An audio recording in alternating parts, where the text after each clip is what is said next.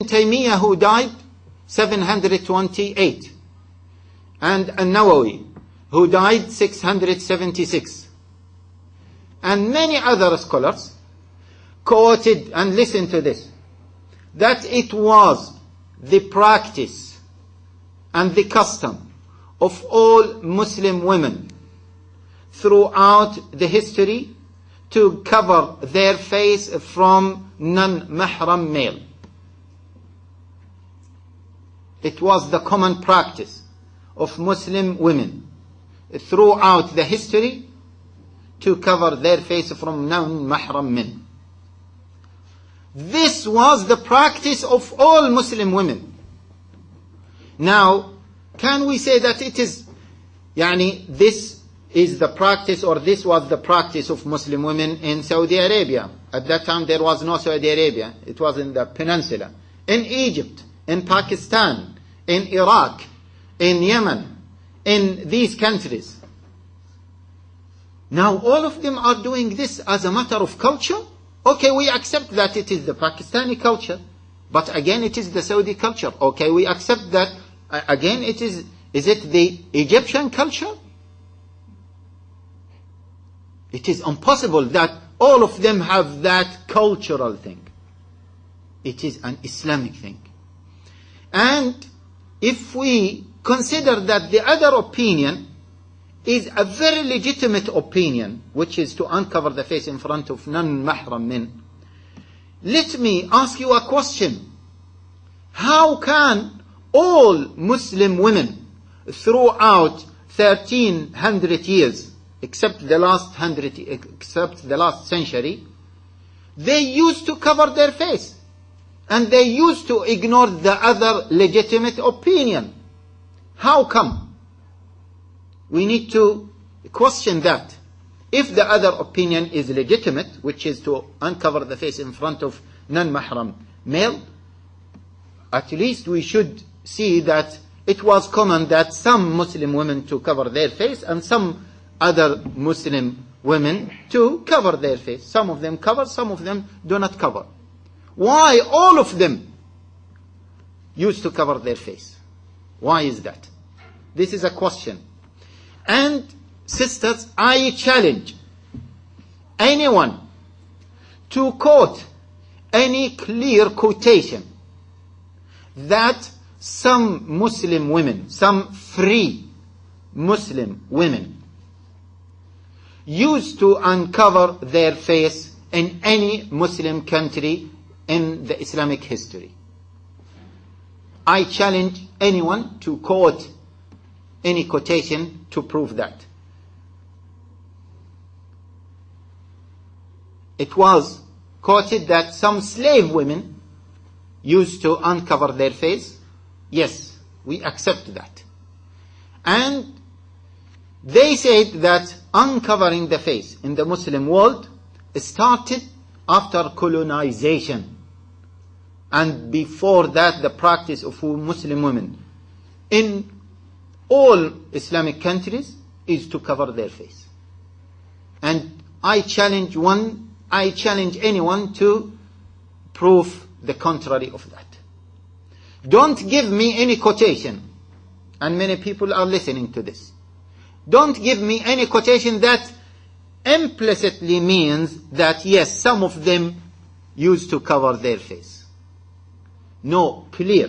Not that, okay, like the hadith of Al-Khathamiyya, the hadith of Saf'a Al-Khaddain, etc. This means that she used to uncover her face. No, clear quotation. Because I gave you clear quotations from number of scholars that Muslim women throughout Islamic history used to cover their face. That was clear. Al-Ghazali, Ibn Hajar Al-Asqalani, An-Nawawi, Ibn Taymiyyah, and others quoted that clearly. In order to balance that, leave alone, in order to negate that, we need clear quotations from scholars that it was the habit of some Muslim women to uncover their face in public or in front of non-mahram male. I hope that is clear. So, No one can, after all of these proofs, no one can argue with the issue of niqab. Now, see, we don't want to get into what is your opinion with regards to niqab in this country, and is it a fard or is not fard. Sisters, in many occasions I said we don't want to get into that, because if I say that niqab is fard, they will say, well, but so and so believes that it is not fard. If we say, okay, let me quote those scholars who believe that it is fard, then some other people will say, let us quote the other scholars who believe that it is not fard. So I don't want to get into that. But I gave those important points which, as I said to you, all scholars agreed on. What is my opinion here in this country? Sisters, I highly recommend that all sisters wear niqab in this country. Forget about, as I said to you, it is obligatory or not. Why is that? First of all, no one can argue that it is the best practice from an Islamic point of view. This is one thing, as we said before. The other point is, sisters, be careful. In this country we are struggling to preserve our identity as Muslims.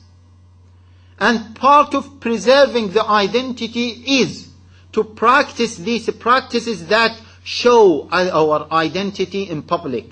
So the public will get used to it. And let me ask you a question. And sorry to take more time, Sheikh.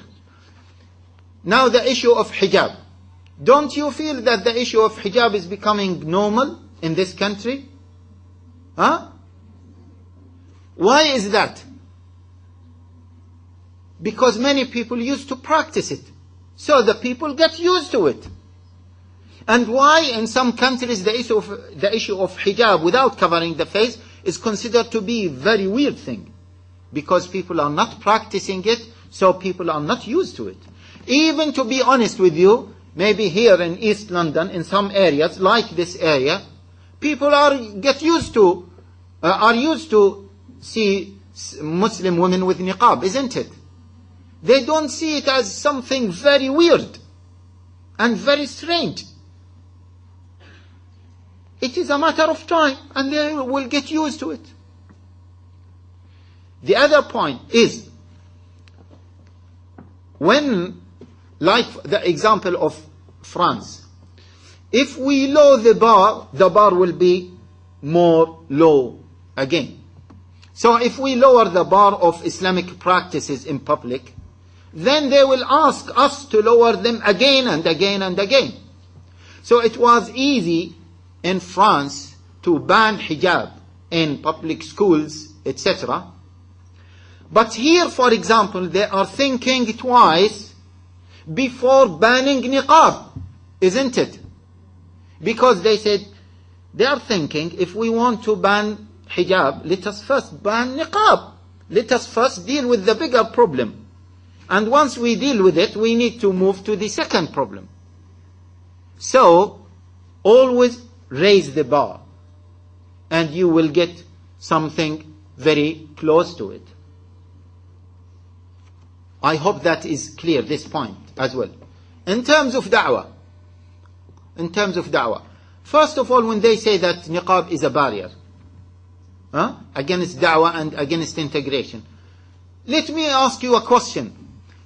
And be careful, sisters. Always we are thinking, while we have this inferiority complex, it is niqab is against integration. Then how do we defend this point? We say, no, niqab is not against integration. But let me ask you a question. If we say, so what? Yes, it is against integration. So what? Why do we need to say, no, it is not against integration? And as far as you are not breaking the law and causing violence and civil disorder, so what? I don't want to integrate with you.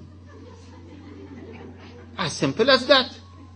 And I said in many occasions, even from that angle, I don't want my wife to integrate with the male neighbor. I don't want you I don't want her to do that, and she doesn't want to do that. Are you forcing me that my wife integrates with the male neighbor? Are you forcing me that my wife the next day, for the purpose of da'wah, visits my male neighbor and had a cup of cappuccino with him and maybe discuss the other matters? No. So what against integration? Against integration. Leave alone that even if we go down that line, that it is against integration, that it is a false accusation.